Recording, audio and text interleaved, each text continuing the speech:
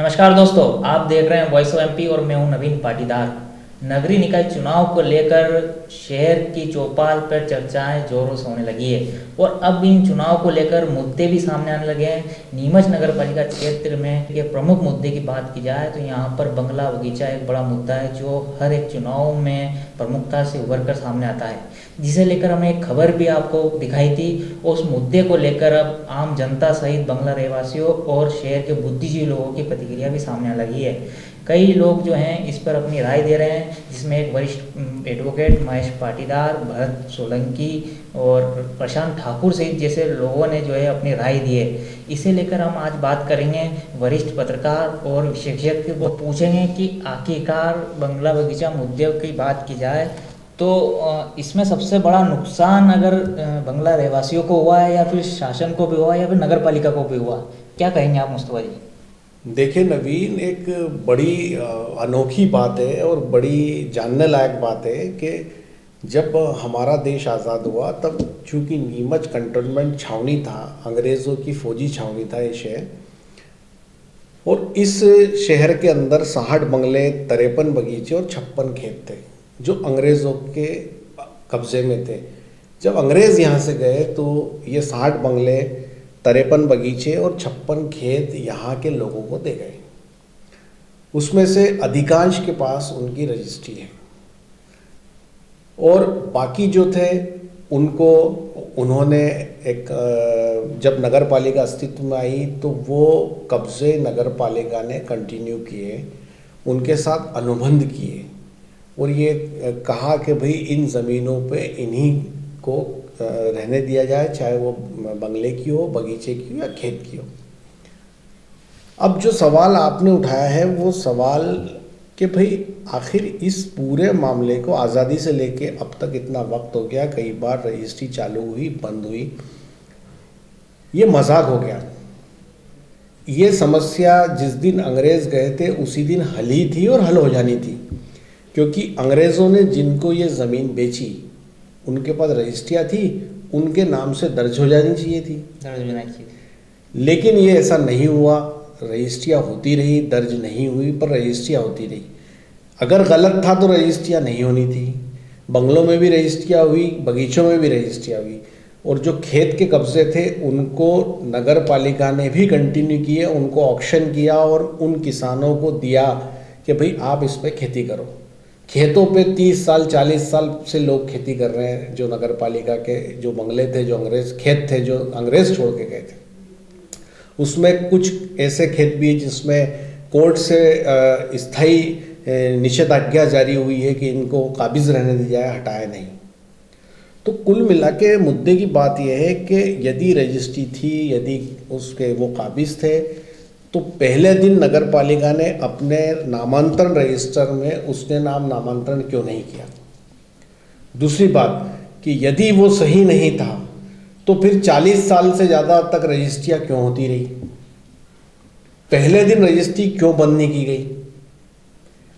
क्या जिन लोगों ने, जिन अफसरों ने इस काम को अंजाम दिया, रजिस्ट्री होने दी, उनके खिलाफ कोई कार्रवाई तय हुई? कितनी अजीब विडंबना है कानून की कि जो अफसर पद पे होता है वो गलत काम को अंजाम देता है, उसका खामियाजा जिसका काम हुआ उसको तो भुगतना पड़ता है, लेकिन अफसर के खिलाफ कोई कार्रवाई नहीं होती। तो जब बंगला बगीचे की ये समस्या अस्तित्व में आई आज़ादी के बाद तो पहले दिन से इसका निराकरण क्यों नहीं कर दिया गया? जब ये दिख रहा था कि ये बंगले हैं, अंग्रेज़ बेच गए, इनके पास रजिस्ट्री है, नगर पालिका ने उसमें जब वो दर्ज हुई तो फिर बाद में रजिस्ट्रियाँ क्यों बंद हुई, बाद में रजिस्ट्रियाँ क्यों चलती रही, लेकिन नामांतरण और निर्माण अनुमति, नल कनेक्शन और बिजली देना बंद कर दिया, पर रजिस्ट्री चालू थी। और बाद में नल और बिजली देना शुरू कर दिया और रजिस्ट्री बंद हो गई। आज बंगला बगीचा क्षेत्र में 13 साल से रजिस्ट्री बंद है। सैकड़ों करोड़ का नुकसान सरकार को हुआ है स्टाम्प ड्यूटी का। आज नगर पालिका लीज, रेंट या नामांतरण या निर्माण अनुमति जारी नहीं कर रही है, उसका करोड़ों रुपए का नुकसान नगर पालिका का हुआ है बंगला बगीचे में। यदि रजिस्ट्री हो रही थी तो निर्माण अनुमतियाँ भी जारी होनी थी, नामांतरण भी होने थे, उनको रेगुलर मान के उनसे रुपए लिए जाने थे। और अचानक जब 2009 की संभवतः बात है, जब संजय गोयल कलेक्टर नीमच थे, उन्होंने धारा 102(3) के तहत कह दिया कि अधिग्रहण किया जाए और रजिस्ट्री बंद की जाए, रोक लगा दी। जबकि भाई रजिस्ट्री मौलिक अधिकार है, उसको आप उस पर रोक कैसे लगा सकते हो। और धारा 102(3) इस बंगला बगीचे में लागू ही नहीं होता। और वो संजय गोयल ने जब ये आदेश पारित किया, शासन को भेजा, तब नगरीय प्रशासन मंत्रालय में प्रमुख सचिव IAS अफसर जो PS परिहार थे, उन्होंने इस आदेश को भेज दिया लॉ डिपार्टमेंट के पास कि आप अपनी राय दीजिए। कलेक्टर ने लिखा है, लॉ डिपार्टमेंट ने कहा कि किसी भी क्षेत्र के स्थानीय जमीन के मालिकाना हक को डिसाइड करने का अधिकार वहाँ के स्थानीय न्यायालय को है। लॉ डिपार्टमेंट कुछ नहीं करेगा, वो फाइल वापस आ गई। जब PS परिहार के पास फाइल वापस आ गई तो उन्होंने CM सेक्रेटरीट भेज दी। CM सेक्रेटरीट फाइल गई कि भाई धारा 102(3) के तहत ये रोक लगाई गई है, तो CM सेक्रेटरीट ने कह दिया कि इसको जो है आप अटॉर्नी जनरल के पास भेज दो। तो वो file Rishabh Kumar Jain 5 civil line Jabalpur भेज दी। अब अटॉर्नी जनरल के पास नीमच नगर पालिका 10,000 कागजों का पुलिंदा लेके गई, उन्होंने पढ़ने के लिए मंगाया। तो अटॉर्नी जनरल तत्काल समय के जो ऋषभ कुमार जैन थे, उन्होंने कहा कि भाई ये 10,000 पेज कौन पढ़ेगा। तो उन्होंने उस समय के जो कानून मंत्री थे नरोत्तम मिश्रा से बात की कि श्रीमान जी ये इसमें करना क्या है। तो उन्होंने कहा इसमें अधिग्रहण का आदेश निकालना है। तो उन्होंने कहा फिर पढ़ने से क्या फ़ायदा, वैसे ही निकाल देते हैं। तो अटॉर्नी जनरल ने 5 लाइन की एक चिट्ठी निकाल दी कि बंगला बगीचा क्षेत्र के अंदर भूमि का अधिग्रहण किया जाए, और उस अधिग्रहण के खिलाफ नीता दुआ जो तत्कालीन नगर पालिका अध्यक्ष थी वो हाईकोर्ट से स्टे ले आई, और एक दिन में स्टे मिल गया। यानी कोर्ट ने भी ये माना कि ये जो एक्टिविटीज़ चल रही है सही नहीं। तो कुल मिला के मुद्दे की बात जो ये है कि इस समस्या को जन्म देने से सैकड़ों करोड़ रुपए का नुकसान सरकार का, शासन का, नगर पालिका का हुआ है। आम जनता ने जो तकलीफ भोगी है वो तो क्षम्य हो ही नहीं सकती। जब इतने हजार लोग, 50,000 से ज़्यादा लोग इससे जुड़े हैं, तो क्यों नहीं सरकार आज ही इस काम को ख़त्म करती है। इसमें किससे पूछना है, इसमें किससे जानकारी लेनी है। आज 50 साल तक सरकार एक समस्या पे रिसर्च कर रही है खाली। एक आदमी अगर अपना मकान नहीं बना पा रहा है, एक आदमी अपने मकान में खिल नहीं ठोक पा रहा है, इसका जिम्मा कौन लेगा। आज मध्य प्रदेश में 4थी बार शिवराज सिंह चौहान चीफ मिनिस्टर है। इसके पहले वो 3 टर्म वो CM रहे। जब भी नीमच 8 बार नीमच आए, हमेशा कहा कि मैं कर रहा हूँ, लेकिन लोगों का जानकारों का कहना है कि उनको पता ही नहीं है कि समस्या है क्या। और सबसे इम्पॉर्टेंट बात है नवीन कि इस समस्या में तीसरे पक्ष की आवश्यकता कहाँ थी। इसमें 2 ही पक्ष थे, जो लोग काबिज थे और नगर पालिका। तो सीधी सी बात थी कि नगर पालिका को उनके सत्व के दस्तावेज देखने थे। अगर उनके पास मालिकाना हक के स्वत्व के दस्तावेज थे तो उनको अपने नामांतरण रजिस्टर में दर्ज कर देना था कि ठीक है आप मालिक हो, अगली बार आप टैक्स भरना और निर्माण अनुमति लेना। लेकिन आपने इस सरकारी मशीनरी ने इसकी वो खिचड़ी पकाई है, और इसमें सबसे बड़ी जिम्मेदारी और जवाबदारी अगर किसी की बनती है तो जनप्रतिनिधि की बनती है, जो पिछले 40 साल से यहाँ राज कर रहे हैं और जिन्होंने इस समस्या का निदान नहीं किया। उनकी लायबिलिटी फिक्स होनी चाहिए। उनको भी इस मामले में उनकी जिम्मेदारी तय होनी चाहिए कि उन्होंने आखिर किया क्या। वो पब्लिक में आके कमल चौक पे बताया कि उन्होंने क्या एफर्ट किए, क्यों समस्या हल हो रही। भाई आज मैं इस मकान में काबिज हूँ, अगर मेरा परिवार 70 साल से, तो अब किसके NOC की सर्टिफिकेट की जरूरत पड़ रही है। जब मेरे यहाँ बिजली का बिल लगा हुआ है, मेरा वोटर ID है, मेरा पैन कार्ड, 500 दस्तावेज इस मकान के बने हुए, तो फिर अब किसकी सर्टिफिकेट की जरूरत है। और हिबा को सुप्रीम कोर्ट ने भी इलीगल घोषित नहीं किया है। जब विकास नगर, शास्त्री नगर में हिबा होता है तो आप उसको नामांतरण कर देते हो। नीमच के किसी और क्षेत्र का हिबा है तो उसको मान्य है नगर पालिका बंगला बगीचा में, लेकिन बंगला बगीचे में ये भाव मान्य नहीं है। और किसी क्षेत्र का यादी बंटवारा है हिंदू रीति से, वो मान्य है, लेकिन बंगला बगीचा में यादी बंटवारा मान्य नहीं है। क्यों? उसके लिए नियम अलग और इसके लिए नियम अलग, ऐसा क्यों? इसके पीछे केवल न केवल कोई बदनीयती है।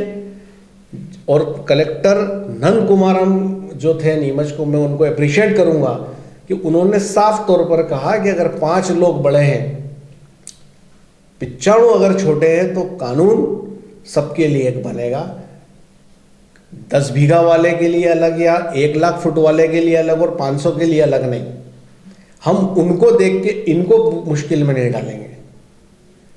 तो कुल मिलाकर के मुद्दे की बात यह है कि हमेशा की तरह एक बार फिर चुनाव हुए और हम डिस्कशन कर रहे हैं कि बंगला बगीचे का क्या होगा। चुनाव हो जाएंगे, लोग जीत जाएंगे, नगर पालिका बन जाएगी, फिर लोग रोते गाते मिलेंगे। क्योंकि समस्या यही है कि हम जो है इस मामले में फ्रंट खोलना नहीं चाहते हैं। हम बस एक ही बात जानते हैं कि जो सबका होगा वो हमारा हो जाएगा। कुल मिलाकर के इस समस्या को जिसने भी पैदा किया, जिन लोगों ने भी पैदा किया, जिन लोगों ने बढ़ाया, उन लोगों ने कभी ये नहीं सोचा कि हज़ारों लोगों के साथ साथ हज़ारों लोगों के बुनियादी कामों का सवाल है, मौलिक अधिकार का सवाल है और सरकार के करोड़ों रुपए की रेवेन्यू के लॉस का सवाल है, लेकिन उलझा दिया। मुस्तफा जी, अगर बात की जाए इस व्यवस्थापन में तो 3 पहलू हमारे सामने, जनता, नगरपालिका और शासन। शासन की आखिरी एंट्री कैसे हुई इसमें, इस मुद्दे में, इस समस्या में आखिर? देखिए नवीन, लोग किसी को कुछ भी नहीं पता है कौन क्या कर रहा है। जैसे मैंने भी आपको हवाला दिया कि 2009 में जब कलेक्टर संजय गोयल ने धारा 102(3) के तहत रोक लगाई, उन्होंने नगरीय प्रशासन को भेजा, नगरीय प्रशासन ने डायरेक्टरेट ने लाने सीएम सेक्रेटरी ऋषभ कुमार के, तो खेल रहे लोग, फाइल को गेंद बना दिया। उनको क्या लेना देना। पहले 7 प्रिंसिपल सेक्रेटरी की एक ग्रुप कमेटी बनी थी, ग्रुप ऑफ पीएस, उसके बाद group of ministers. Jayant Malaiya ji Damoh के रहने वाले, उमाशंकर गुप्ता जी भोपाल के रहने वाले, जिले के प्रभारी मंत्री देवास के रहने वाले, उन लोगों को आज तक नहीं पता कि समस्या है क्या। जब पीएस विवेक अग्रवाल थे, पंजाब के रहने वाले थे, उनको ही नहीं, आज भी नहीं पता होगा कि बंगला बगीचा जिस पे कानून बनाया वो था क्या आखिर। इसको कौन समझेगा? जो यहां रहता है, जो यहां जीवन जीता है, जो यहां तकलीफ भोगता है। यहां जब स्थानीय निकाय का मामला है, जब ये नीमच की सरकार यहां बैठी है, तो इसे ही हक क्यों नहीं दिया जाता कि व्यवस्थापन आप करें?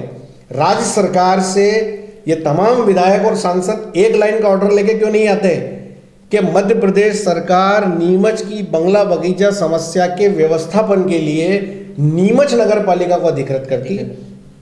यदि उस 2017 के प्रस्ताव पर शासन एक लाइन का आदेश देता कि नगर पालिका परिषद द्वारा पारित 2017 के इस प्रस्ताव की रोशनी में बंगला बगीचा की समस्त जमीनों के व्यवस्थापन की इजाज़त नीमच नगर पालिका को दी जाती है।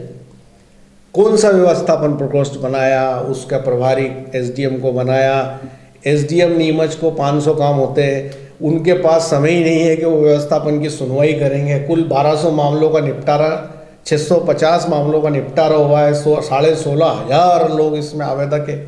तो अब आप ये बताइए कि कौन सी कहानी है, ये कहाँ का मामला है? स्थानीय शिवाजी, जब स्वर्गीय खुमान सिंह शिवाजी को मैं याद करूँगा, जब वो विधायक थे तब उन्होंने एक बड़ी ज़बरदस्त काम किया था और उन्होंने उस समय एक 5 सदस्यीय व्यवस्थापन प्रकोष्ठ बनाया गया था, जिसमें मुझे याद आ रहा है कि उस समय के जीपी जो लोक अभियोजक थे राजेंद्र पोरवाल थे और विधि विशेषज्ञ के नाते अजय भटनागर को लिया गया था।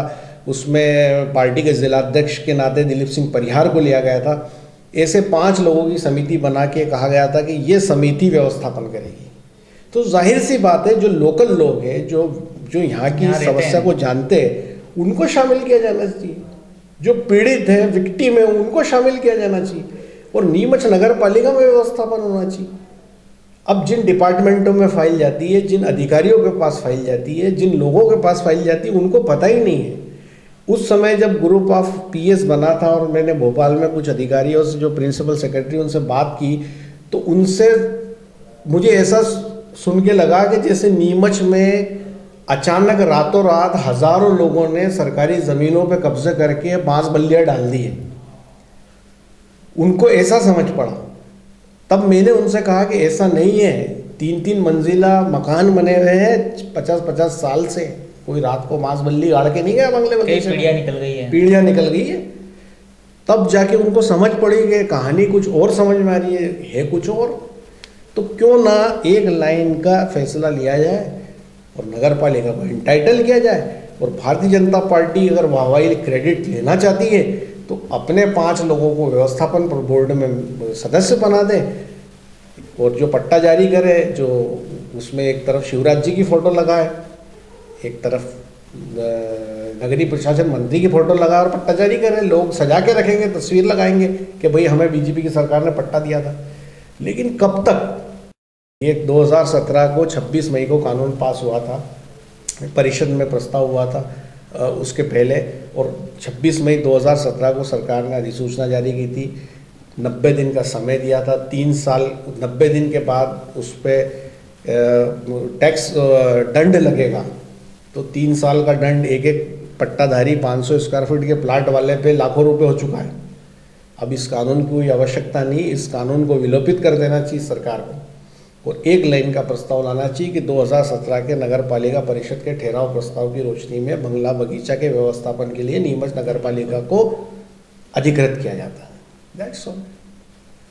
लेकिन दिक्कत यह है कि कोई बोलने वाला नहीं है, कोई सुनने वाला नहीं है। जो पदों पे बैठे उनकी समझ नहीं है।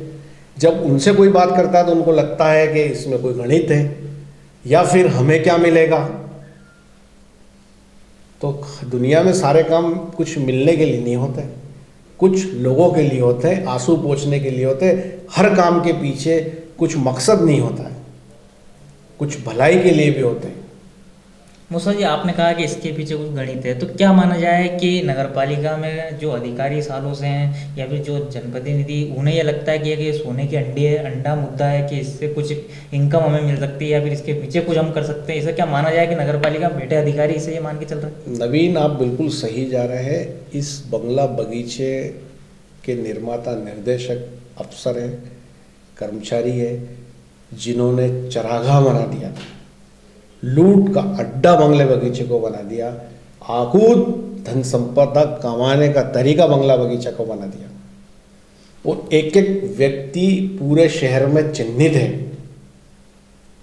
और सरकार यदि पूरी स्क्रूटनी कराए, मैं तो कह रहा हूँ इस बंगला बगीचे के पूरे मामले की सीबीआई जांच होनी चाहिए। बड़ी बात कही। और दूध का दूध, पानी का पानी होना चाहिए। और जिन अफसरों ने इस पूरा जाल और जंजाल बिछाया है, उन तमाम नगर पालिका के कर्मचारी और अधिकारियों को जेल में डाल देना चाहिए। कि आखिर हजारों लोगों, पीढ़ियाँ ये तकलीफ भोगते हुए निकल गई, उनको कौन दंड देगा जिन्होंने इस समस्या को खड़ा किया। और ये चरागाह थी नगर पालिका के लिए, चरागाह है अधिकारियों के लिए, बिजली बोर्ड के लिए ये चरागाह थी। जब बिजली बोर्ड बंगला बगीचे में कनेक्शन नहीं देता था, यदि आपको बंगला नंबर 35 में कनेक्शन लेना है तो बिजली बोर्ड रुपए लेके ये कहता था कि वीर पार्क रोड पे कनेक्शन लगा रहे हैं। वीर पार्क रोड पे तो इजाज़त है, बंगला नंबर 35 में नहीं है, तो 10,000 रुपये उस कनेक्शन के लिए जाते थे। नगर पालिका में भी नल कनेक्शन ऐसे ही बंगले क्षेत्र में दिया जाता था, 20,000 रुपये एक नल के। तो ये चरागाह थी, लूट का अड्डा था। फिर बंगला बगीचे में निर्माण अनुमति नहीं मिलती है। तो मुझे एक बात बताइए कि जब इस बंगले बगीचे में सालों से निर्माण अनुमति नहीं मिल रही है, तो ये हज़ारों निर्माण हुए कैसे? क्या नगर पालिका के अफसर आंख मूंद के बैठे थे? क्यों नहीं रोका? वो गलत था तो, लेकिन पीछे के दरवाजे से पैसे ले लिए, बनाइए आप, 2 लाख दे दीजिए। तो ऐसे भ्रष्ट और बेईमान अधिकारी जिन लोगों ने इस लाखों लोगों को दुख में डाला है, क्या उनके खिलाफ सरकार कार्रवाई करेगी? क्या शिवराज सिंह जनता के ऊपर किए इस अत्याचार का हिसाब लेंगे? क्यों सार्वजनिक चौपाल नीमच में यहाँ के विधायक, सांसद, मंत्री नहीं लगाते हैं? क्यों जनता के बिठा करके इस समस्या की बात नहीं करते? क्यों उस चौपाल पर से सीएम शिवराज सिंह जी को फ़ोन नहीं लगाते हैं कि मान्यवर ये समस्या और ये निदान है, आप फ़ोन पे बोलिए। सीएम जब मौखिक बोलता है तो वो आदेश माना जाता है, तो क्यों नहीं होता ये काम? तो आखिर ये लोग कब तक सफ़र करेंगे, कब तक परेशान होते रहेंगे? मुस्तफा जी, एक मेरा आखिरी सवाल, अगर बात हटके की जाए आपके विषय के हटके, या फिर आप पत्रकारिता से हटके बात की जाए, आप खुद एक बंगला रहवासी हैं, खुद का एक मकान है, आप क्या मैसेज बंगला रहवासियों को देना चाहेंगे? कैसे उनको इस लड़ाई के लिए खुल के सामने आना चाहिए? देखिए नवीन, मैंने पहले भी कहा, कई बार कहा, मेरा ये कहना है कि जब तक हम अपने अधिकारों के लिए जागरूक नहीं होंगे तब तक कोई आंसू पोंछने वाला नहीं है, कोई नहीं आएगा भगत सिंह बन के आपकी लड़ाई लड़ने।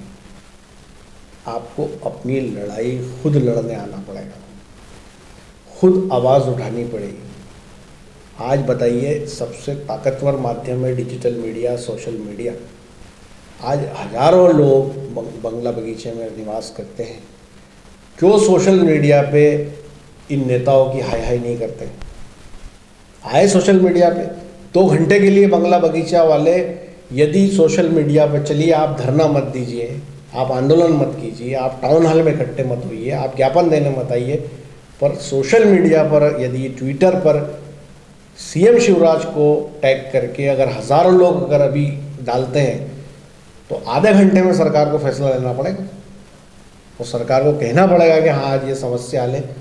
अगर अभी सीएम शिवराज सिंह चौहान नीमच कलेक्टर को आदेश देते हैं तो कितनी देर का काम है कलेक्टर नीमच के लिए इस समस्या का हल करना? सिर्फ एक साइन का काम है। लेकिन कौन से कागज चला रहे हो, किससे पूछ रहे हो भाई?